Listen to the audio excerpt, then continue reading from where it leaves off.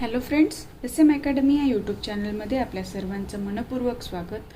आजच्या व्हिडिओमध्ये कॉमर्स 106 वाणिज्यशास्त्र या विषयाची नोव्हेंबर 2018ची प्रश्नपत्रिका, त्यामध्ये आलेले प्रश्नांचं स्वरूप आणि उत्तरांमध्ये कोणकोणत्या पॉईंटचा समावेश व्हायला हवा याबाबत आपण अभ्यास करणार आहोत. त्यापूर्वी तुम्ही चॅनलवर नवीन असाल आणि चॅनलला अजूनही सबस्क्राईब केलेलं नसेल तर सबस्क्राईब करा, जेणेकरून व्हिडिओचं तुम्हाला नोटिफिकेशन मिळेल आणि व्हिडिओ लवकरात लवकर बघता येईल. ठीक आहे, आता बघा पहिला प्रश्न. आता बाकीचे नियम हे ते सगळं तुम्हाला माहिती आहे. ठीक आहे, तर पहिला प्रश्न आहे अर्थशास्त्राचे स्वरूप स्पष्ट करा. यातला प्रत्येक प्रश्न महत्त्वाचा आहे, कारण हे प्रश्न परत परत रिपीट झालेले आहेत. भूमीची वैशिष्ट्ये सांगा. मागणीवर प्रभाव टाकणारे घटक यालाच काय म्हणतात, किंवा मागणीचे निर्धारक. मागणीवर प्रभाव टाकणारे घटक म्हणजेच मागणीचे निर्धारक होय. आणि याच्यावर काय विचारले, चर्चा करा असं सांगितलेलं आहे. पूर्ण स्पर्धेच्या बाजाराची वैशिष्ट्ये सांगा आणि जागतिक व्यापार संघटना यावर टिप लिहा. हे प्रश्न परत परत रिपीट झालेली आहेत. ठीक आहे, आता या प्रश्नांची उत्तरं कसं लिहायची बघूया. या व्हिडिओमध्ये आपण पहिला प्रश्न कव्हर करणार आहोत. आता अर्थशास्त्राचं स्वरूप स्पष्ट करा म्हणलेलं आहे. स्वरूप म्हटल्यानंतर मी काय सांगितलेलं आहे की ज्या ज्या गोष्टींचा त्या विषयामध्ये समावेश होतो ते सर्व घटक म्हणजे त्या विषयाचं स्वरूप असतं. तर अभ्यासाच्या दृष्टीने अर्थशास्त्राचे प्रमुख 4 विभाग करण्यात आले आहेत. हे 4ही विभाग कसे आहेत, परस्परांशी निगडीत असतात. ते विभाग कोणते, उत्पादन विभाग, वाटणी किंवा विभाजन विभाग, विनिमय म्हणजे देवघेव विभाग आणि उपभोग. या 4 व्यतिरिक्त हे 4 मुख्य विभाग आहेत. त्या व्यतिरिक्त सार्वजनिक आय व्यय हा सुद्धा एक विभाग आहे आणि यासारख्या बाबींचा विचार अर्थशास्त्रात करण्यात येतो. फक्त एवढंच नाहीये, तर अजून बऱ्याच बाबी आहेत, पण या प्रमुख बाबी आहेत कुठल्या, उत्पादन, विभाजन, देवघेव किंवा विनिमय आणि उपभोग. तर प्रत्येक गोष्टीमध्ये कोणत्या पॉईंटचा समावेश होतो बघू. उत्पादन म्हणजे काय. आता उत्पादन म्हणजे तुम्हाला माहिती आहे की एखादी गोष्ट निर्माण करणे.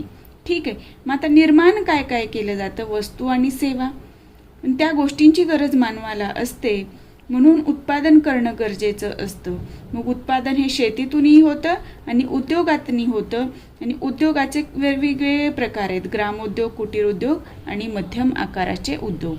मानवी गरजा पूर्ण करण्यासाठी वस्तू आणि सेवांचे उत्पादन करणे गरजेचे आहे. आणि या वस्तू कुठून मिळतात, शेती आणि उद्योगातून निर्माण होतात. आणि उद्योगाचे विविध प्रकार आहेत, ते पुढे उदाहरण देऊन लिहा. विभाजन किंवा वाटणी. बघा, आता हे जे उत्पादन होतं ते उत्पादन होण्यासाठी कोणकोणत्या घटकांची गरज पडते, म्हणजे विभाजन होतं तिथे लागणाऱ्या गोष्टींचं. तर राष्ट्रीय उत्पन्न जे मोजलं जातं म्हणजे एकूण देशाचं उत्पन्न जे मोजलं जातं त्यामध्ये प्रत्येक घटकाचा किती समावेश आहे याचा अभ्यास केला जातो. तर राष्ट्रीय उत्पन्नाचे विभाजन उत्पादनाच्या घटकांच्या मालकांमध्ये कसे होते याचा विचार होतो. आता समजा एक आपलं फॅमिली आहे. ठीक आहे, त्या फॅमिलीमध्ये 4 माणसं आहेत. ते 4ही व्यक्ती जर कमवत्या असतील तर त्या प्रत्येक व्यक्तीनं किती कमवलेलं आहे त्या सगळ्या गोष्टींचा हिशोब करणं म्हणजे काय आहे, त्या घराचं उत्पन्न जे आहे एकूण त्याच्यामध्ये प्रत्येकाचा वाटा किती आहे ते बघणं होय.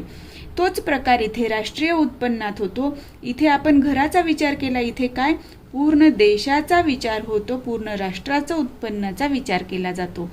तर ह्या उत्पादनाचे घटक कोणते आहेत, तर उत्पादनाचे घटक 4 आहेत. आणि ह्या घटकांबद्दल मोबदल्याचं स्वरूप काय असतं ते बघूया. आपल्याला माहिती आहे शेत आहे, आपल्याकडे श्रम आहे, कामगार आहेत, उत्पादक आहेत, हे उत्पादनाचे घटक आहेत. तर हे श्रम जे आहे, भूमी जे आहे, याला मोबदला काय मिळतो, खंड किंवा सारा, त्याला आपण म्हणतो रेंट. आता आपण एखादं घर जर विकत घेतलं किंवा एखादी जागा आपण एखादा व्यवसाय करण्यासाठी विकत घेतली आणि त्यावर आपण शेड मारलं तर त्या जागेच्या मालकाला आपण काय देतो, सारा देतो किंवा खंड देतो. इंग्रजीमध्ये आपण त्याला रेंट म्हणतो. ठीक आहे, भाडं. ओके. आता श्रम म्हणजे इथे काय लेबर, जे लोक कष्ट करतात ते सगळे श्रम वर्गात येतात. तर त्यांना काय मिळतं, मजुरी मिळते. आणि जे भांडवल आहे म्हणजे कॅपिटल आहे, म्हणजे आपण बघा कॅपिटल म्हणजे इथे काय भांडवल, तर इथे त्याचा अर्थ असा होतो जो कुठला पैसा आपण ते एखादा धंदा सुरू करण्यासाठी गुंतवतो त्याला आपण भांडवल म्हणतो. आणि त्याचा मोबदला कशात मिळतो, व्याजाच्या स्वरूपात मिळतो. बघा एखादा आपल्याला बिझनेस सुरू करायचा आहे, पैशांची गरज आहे, तर आपण बँकेकडनं जर कर्ज घेतलं म्हणजे कॅपिटल घेतलं तर त्या बँकेला आपल्याला इंटरेस्ट द्यावा लागतो, व्याज द्यावा लागतो. ठीक आहे. संयोजक म्हणजे काय, ऑर्गनायझेशन्स. ह्या सर्व गोष्टी एकत्र करून जो त्याचं संयोजन करतो, एकत्र हे घटक मिळवतो आणि त्याचं उत्पादन करतो, त्या उत्पादकाला इथं संयोजकऐवजी उत्पादक असं म्हणलं तरी चालेल. तर याला काय मिळतो, नफा मिळतो. जो कुठला व्यापारी आहे तो उत्पादन करतो, कारखानदार, आणि तो वस्तू विकतो आणि त्याचा नफा हे त्याला मिळालेला मोबदला असतो. ठीक आहे. या पद्धतीने आपल्याला वाटणी, विभाजन या घटकामध्ये हे गोष्टी नोंद करायच्या आहेत. आता विनिमय आणि देवघेव. विनिमय म्हणजे देणे किंवा घेणे, त्यालाच आपण देवघेव असं सुद्धा म्हणतो. माणूस स्वतःला लागणाऱ्या सर्व वस्तू स्वतः तयार करू शकत नाही. या वस्तूंची त्यास गरज असल्याने इतरांनी तयार केलेल्या वस्तू त्याला घ्याव्या लागतात. त्यामुळे विनिमय आवश्यक ठरतो. जर माणसाच्या गरजाच नसत्या, तो स्वतःच्या गोष्टी स्वतःच तयार करू शकला असता तर विनिमय होणं शक्य नसतं आणि बाजारही बनला नसता. विनिमय जेथे होतो त्याला बाजार म्हणतात. म्हणजे ह्या वस्तूंची देवघेव, आपण जिथे मार्केटमध्ये जातो तिथे आपण वस्तू घेतो, त्या बदल्यात पैसे देतो, म्हणजे इथे काय झाला, विनिमय झाला. आणि हे विनिमय जेथे होतो त्याला काय म्हणतात, बाजार म्हणतात. विनिमयाच्या अभ्यासामध्ये बाजाराचं स्वरूप आणि बाजाराचं वर्गीकरण, बाजाराची मक्तेदारी, ही मक्तेदारीनुसार मग पूर्ण स्पर्धा आहे की अपूर्ण स्पर्धा आहे, बाजारातली स्थिती काय आहे, बाजारातील किमती काय आहेत वस्तूंच्या, वस्तू विनिमय कुठल्या प्रकारच्या वस्तूंचं होतं आणि पैसा किती लागतो वस्तू घेण्यासाठी, या सर्वांचा विचार केला जातो. आता उपभोग म्हणजे काय, एखादी वस्तूचा आनंद उपभोगणे. ठीक आहे. उपभोक्ता म्हणजे इथे कोण असतो, ग्राहक. उपभोक्ता घेत असलेल्या उपभोगाचा विचारही अर्थशास्त्रात केला जातो.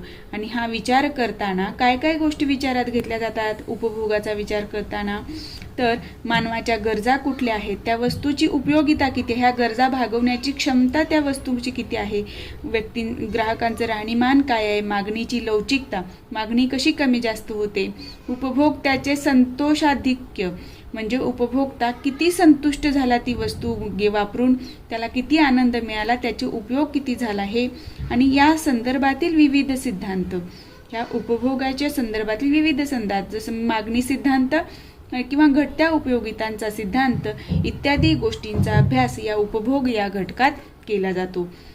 ठीक आहे. आणि वरील या सर्व घटकांचा म्हणजे इथे विनिमय, देवघेव, उत्पादन, उत्पादक ह्या सर्व घटकांचा अभ्यास अर्थशास्त्रात केला जातो. हे अर्थशास्त्राचं स्वरूप आहे. ठीक आहे. आता आपण पुढच्या प्रश्नाकडे वळूया. भूमीची वैशिष्ट्ये सांगा किंवा भूमीची वैशिष्ट्ये स्पष्ट करा. तर भूमी म्हणजे काय, जमीन. बरोबर आहे, आपल्याला माहिती आहे. तर भूमीची वैशिष्ट्ये म्हणजे काय, फीचर्स ऑफ लँड. ठीक आहे. भूमी म्हणजे काय असते, निसर्गाने मानवाला उपलब्ध करून दिलेले सर्व घटक म्हणजे भूमी. आता हे सर्व घटक म्हणजे काय, ह्या भूमीमध्ये म्हणजे जमिनीमध्ये आपल्याला खनिजे सापडतात, जमिनीमध्ये पाणी सापडतं, जमिनीवर जंगले सापडतात, अजून कितीतरी घटक आहेत की जमिनीमुळे आपल्याला मिळतात, इत्यादी सर्वांचा समावेश होतो. आणि भूमी ही व्यापक संकल्पना आहे. फक्त भूमी म्हणजे जमीन एवढंच म्हणून आपल्याला चालत नाही, तर ह्या जमिनीतून कोणकोणत्या गोष्टी मिळतात ह्या सर्व गोष्टींचा सुद्धा समावेश भूमी या घटकात होतो. आता ह्या भूमीची वैशिष्ट्ये काय आहेत. भूमी ही विनामूल्य देणगी आहे. आता तुम्ही म्हणत असाल विनामूल्य कसं मॅडम, जमीन घ्यायची असेल तर पैसे मोजावे लागतात. बरोबर आहे, पण ते आपण पैसे कोणाला देतो, जो जमिनीचा मालक आहे त्याला देतो. म्हणजे जमीन आपण ज्याच्याकडनं घेतो त्याला देतो. म्हणजे जमीन विकत घ्यायची तर किंमत मोजावी लागेल. पण ही जमीन आपल्याला कुणी दिली, सुरुवातीला निसर्गाने दिली. म्हणजे संपूर्ण मानवजातीला ही भूमी विनामूल्य मिळालेली आहे. आपण हक्क सांगून त्याच्यावर कब्जा केलेला आहे. ठीक आहे. भूमीची प्रतवारी भिन्न असते. प्रत्येक ठिकाणची जमीन ही सारखी असते का? नाही. काही ठिकाणी ती सुपीक असते, काही ठिकाणी वाळवंटी असते, काही ठिकाणी मॅंग्रोव्ह असते. म्हणजे वेगवेगळ्या प्रदेशामध्ये किंवा विविध प्रदेशातील जमिनीची प्रतवारी वेगवेगळी असते. आणि ही प्रतवारी म्हणजे काय आहे? इथे सुपीकता होय. उदाहरण द्या. राजस्थानमध्ये वाळूकामय जमीन आढळते आणि पंजाबमध्ये काळी कसदार जमीन आढळते. आता वाळूकामय मृदेची सुपीकता कमी असते आणि काळी कसदार मृदेची सुपीकता जास्त असते. भूमी गतिक्षम नाही. गतिक्षम म्हणजे काय? हलणारी नाही. म्हणजे ही जमीन जी आहे, भूमी जी आहे, एका प्रदेशातून दुसऱ्या प्रदेशात नेता येत नाही. महाराष्ट्रातली जमीन नेऊन पंजाबात टाकता येत नाही ना, पंजाबमधली जमीन उचलून महाराष्ट्रात आणता येत नाही. भूमीचं उत्पादन मात्र गतिक्षम आहे.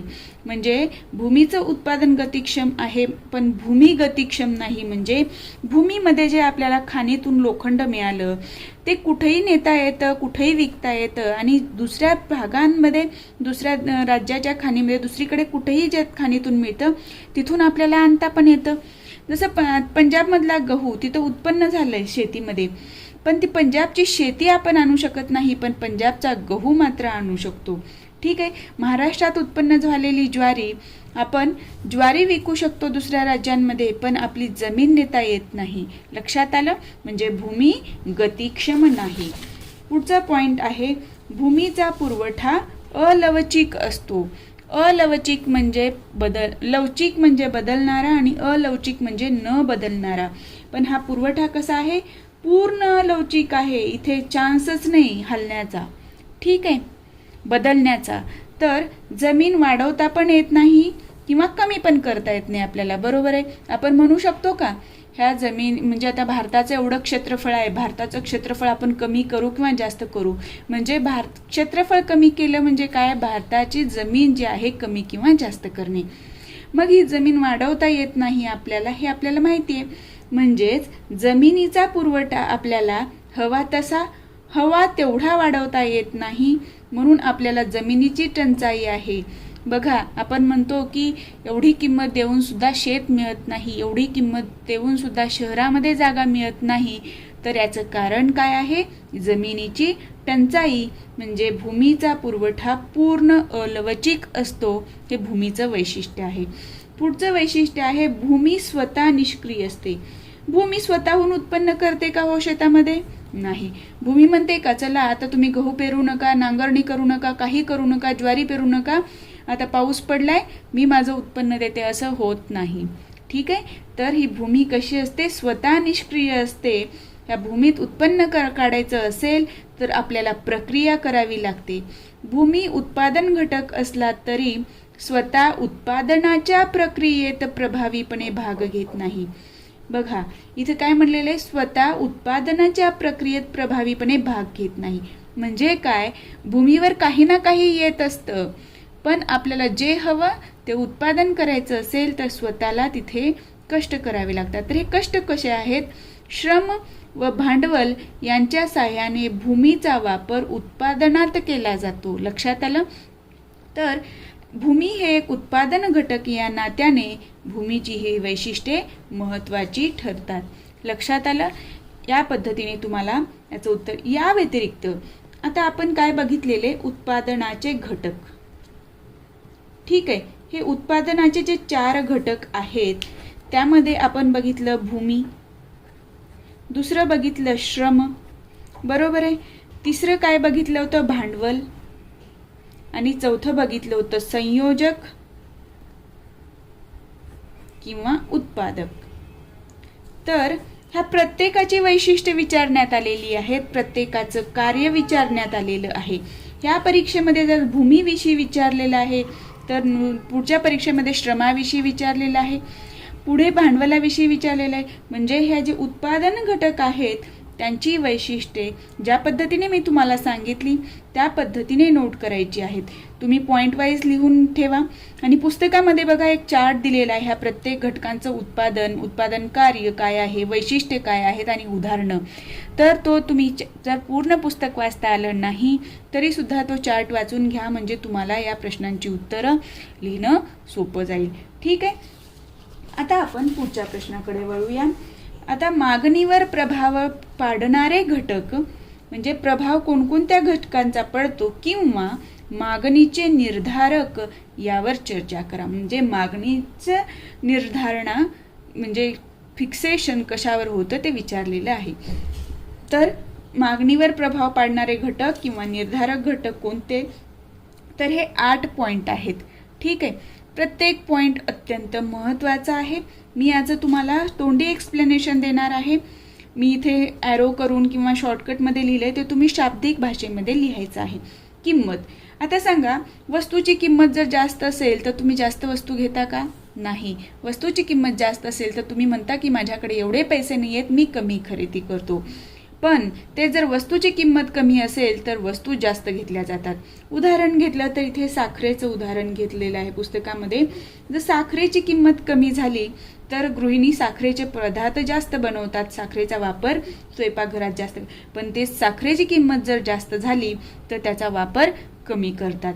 ठीक आहे. आता उत्पन्न कमी म्हणजे वस्तूसाठीची मागणी सुद्धा कमी. तुम्ही मागणी भरपूर करताय ग्राहक, पण वस्तूचं उत्पन्नच नाही तर ती वस्तूचा पुरवठा होऊ शकतो का? नाही. तर उत्पन्न कमी झालं तर मागणी सुद्धा कमी होते आणि उत्पन्न कमी झालं म्हणजे वस्तूची किंमत वाढते आणि किंमत वाढली म्हणजे मागणी कमी होते. हे सर्व घटक इंटरलिंक असतात, एकमेकांवर अवलंबून असतात. उत्पन्न वाढलं म्हणजे इथे काय झालं, उत्पन्न वाढलं म्हणजे पुरवठा वाढला आणि पुरवठा वाढला म्हणजे वस्तूची किंमत कमी होते आणि वस्तूची किंमत कमी झाली म्हणजे वस्तूसाठीची मागणी वाढते. ठीक आहे. उत्पन्न कमी, वस्तूसाठीची मागणी कमी, उत्पन्न जास्त, वस्तूसाठीची मागणी जास्त. तुम्ही एक चार्टच करा. मागणी कमी किंवा जास्त होते त्यानुसार उत्पन्न ह्याच्यामध्ये प्रत्येक घटक कमी किंवा जास्त झाल्यावर मागणी आणि पुरवठ्यामध्ये कसा फरक पडतो ते. आवड निवड फॅशन. आपल्याला ज्या वस्तू आवडतात त्या वस्तू आपण खरेदी करतो किंवा ज्या गोष्टीची फॅशन आहे त्या गोष्टी जास्त विकल्या जातात. आवड असलेली वस्तूची किंमत जरी जास्त असली तरी आपण ती घेत असतो. म्हणजे इथे काय, आवड निवड आणि फॅशन यांचा सुद्धा मागणीवर प्रभाव पडतो. पर्यायी वस्तूंचा उपयोग. आता पर्यायी वस्तू म्हणजे काय, एका वस्तूऐवजी जी दुसरी वस्तू वापरणे शक्य असते तिला पर्यायी वस्तू म्हणतात. जसं चहाला पर्याय कॉफी आहे. चहाची किंमत वाढली तर आणि कॉफीची तशीच राहिली तर आपण कॉफी पितो, पण कॉफीची किंमत वाढत गेली आणि चहाची तेवढीच राहिली तर आपण चहा प्रेफर करतो. म्हणजे इथे या ज्या एखाद्या गोष्टीला जर पर्यायी वस्तू असेल उपलब्ध तर ग्राहक ती पर्यायी वस्तू वापरतो आणि त्यानुसार त्या वस्तूचा मागणी किंवा पुरवठा ठरतो. जर कॉफीची किंमत वाढली तर चहाची मागणी वाढेल. लक्षात घ्या. लोकांच्या अपेक्षा. लोकांना काय अपेक्षा असते, अशी अपेक्षा असते की अरे पाऊस पडला तर आता कांद्याचे भाव कमी होतील. तर ही अपेक्षा असते, म्हणून आज जो जास्त भाव आहे त्याच्यामध्ये ते खरेदी करणार नाहीत तर भाव कमी व्हायची अपेक्षा करतील आणि तेव्हा मागणी ह्या गोष्टीला कमी होते. आणि जेव्हा भाव वाढण्याची अपेक्षा असते तेव्हा मागणी अधिक होते. लक्षात आलं. मी कांद्याचं जे उदाहरण दिलं ते लक्षात ठेवा. इथे लोकांच्या अपेक्षेमध्ये त्यांना वाटलं किंवा कुठल्याही वस्तूचं जेव्हा वाटलं की वस्तूची किंमत वाढू शकते त्यावेळेला आपण ती वस्तू जास्त प्रमाणात खरेदी करून ठेवण्याचा प्रयत्न करत असतो. म्हणजे मागणी इथे काय होत असते, वाढत असते. पण किंमत कमी होईल असं जेव्हा वाटतं तेव्हा मागणी कमी होते. लोकसंख्या वाढली की मागणी वाढते. हा चिन्ह काय असतं, वाढीचं, आणि हे चिन्ह जे आहे ते कमी होण्याचं. ठीक आहे, खाली बाण दाखवलेलं. आता लोकसंख्या जर जास्त असेल तर लोकांच्या त्या गरजा भागवण्यासाठी ते लोक वस्तूंची मागणी करणार. जर लहान वयोगटातील मुलांची संख्या लोकसंख्येमध्ये जास्त असेल तर लहान मुलांसाठी ज्या गोष्टी लागणार आहेत, खेळणी, शाळेची पुस्तकं, गणवेश, हे ज्या गोष्टी आहेत त्यांची मागणी वाढू शकते. जर वृद्धांची संख्या असेल तर वृद्धांना आरोग्याच्या समस्या होतात, व्हीलचेअर्स लागतात, ह्या गोष्टींची मागणी वाढू शकते. यानुसार तुम्हाला लक्षात येईल की लोकसंख्येचा सुद्धा मागणीवर प्रभाव पडतो. हवामान, आता बघा, गरम हवामान आहे, थंड हवामान आहे किंवा पावसाळा आहे, यानुसार वस्तूंची मागणी ठरते. पावसाळ्यामध्ये आपण गरम कपडे मागतो का, विकत घेतो का? नाही. तर पावसाळ्यामध्ये रेनीवेअरच घेतले जातात, म्हणजे छत्री आहे, परत रेनकोट आहे, यांची मागणी वाढते. म्हणजे हवामानानुसार सुद्धा मागणीवर प्रभाव पडतो. आणि इथे शेवटचं आहे आर्थिक व्यवहाराची पातळी. आर्थिक व्यवहाराची पातळी म्हणजे इथे त्या लोकांकडे पैसा कोणकोणत्या माध्यमातून येतो, ते माध्यम कसं आहे याचा विचार होतो. गुंतवणूक, बचत, रोजगार, उपभोग असे व्यवहार जर सातत्याने वाढत असतील तर एकूण मागणी वाढते. याउलट आर्थिक व्यवहार कमी असतील तर मागणी कमी होते. आर्थिक व्यवहार कमी झाले म्हणजे त्या व्यक्तीकडचा पैसा कमी झाला. मग पैसा जर कमी असेल, उत्पन्न कमी असेल तर ती वस्तू कशी घेणार, म्हणून इथे काय होते, मागणी कमी होते. आणि आर्थिक व्यवहार जर जास्त असतील तर पैसा येतो आणि मागणी वाढते. लक्षात आलं? या पद्धतीने हे पॉईंट आहेत. पॉईंट फक्त लक्षात ठेवा, तुम्ही स्वतःच्या भाषेमध्ये तिथे त्याचं पुढे स्पष्टीकरण द्या.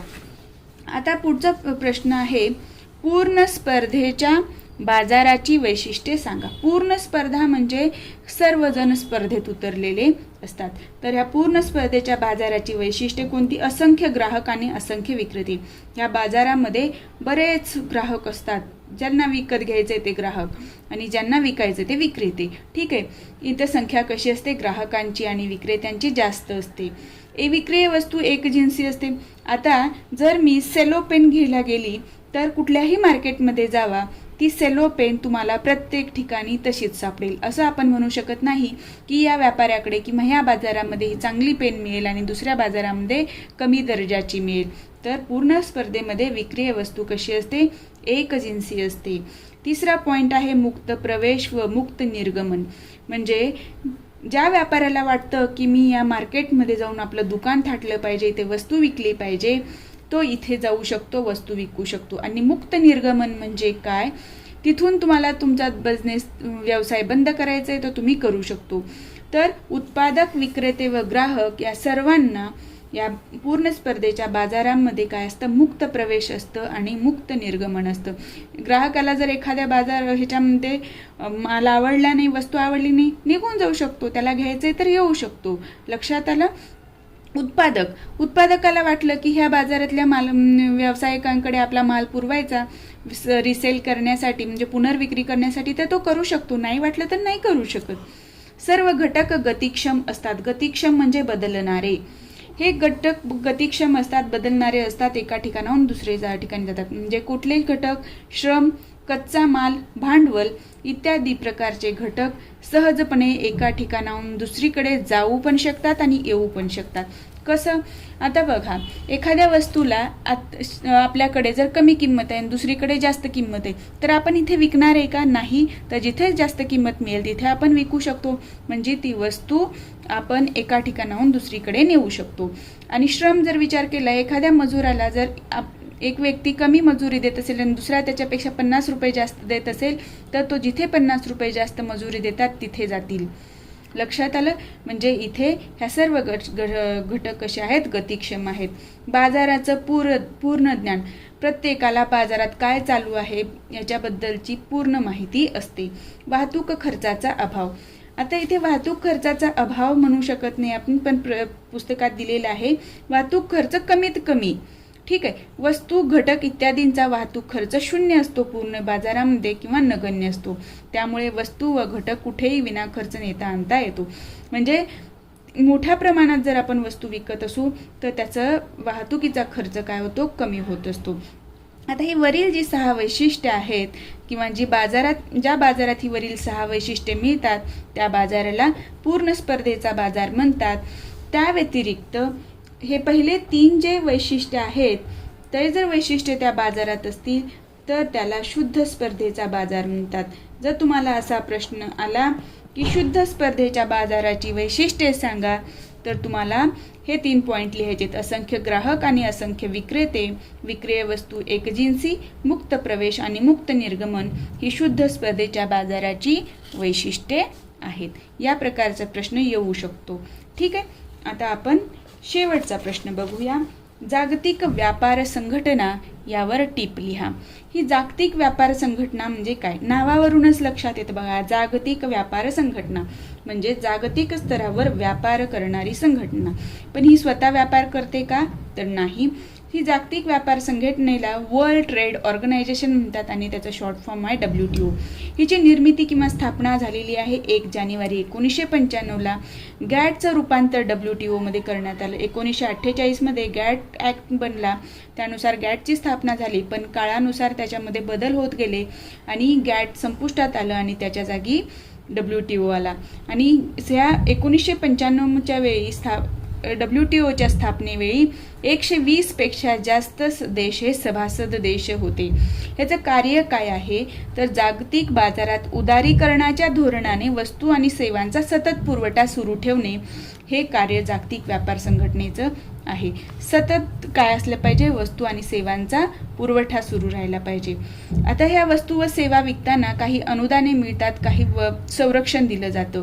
प्रत्येक देशांनी कुठल्या प्रकारचं संरक्षण द्यावं, कुठले अनुदाने द्यावे, विकसित देशांनी किती प्रमाणात द्यावेत, अविकसित देशांनी किती आणि विकसनशील देशांनी किती, ह्याचे नियम सुद्धा WTO मध्ये ठरतात. अनुदाने व इतर संरक्षणाबाबतचे नियम WTO मध्ये ठरवले जातात. बौद्धिक मालमत्तेबाबत अधिकाराचे दृढीकरण. बघा, आपण बौद्धिक मालमत्ता म्हणजे इंटेलेक्च्युअल प्रॉपर्टी. एखाद्या व्यक्तीनं स्वतःचा बुद्धी वापरून एखादी गोष्ट घडवली तर तिथे त्याची इंटेलेक्च्युअल प्रॉपर्टी असते. याचं सुद्धा दृढीकरण WTO मध्ये केलं जातं.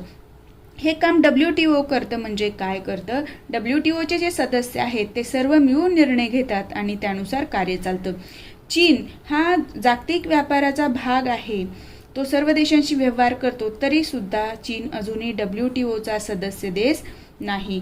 WTOच्या स्थापनेद्वारे गॅटची व्याप्ती वाढविण्यात आलेली आहे. आता WTOमुळे काय होऊ शकतं?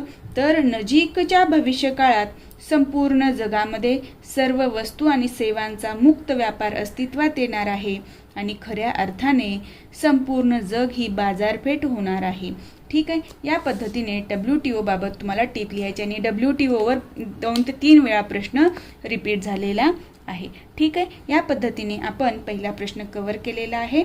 आजच्या व्हिडिओमध्ये एवढंच. आपण इथेच थांबू. पुढचा भाग नेक्स्ट व्हिडिओमध्ये कंटिन्यू करूया. तुम्हाला जर माझा हा व्हिडिओ आवडला असेल तर व्हिडिओला लाईक करा. चॅनलवर नवीन असाल तर चॅनलला सबस्क्राईब करायला विसरू नका.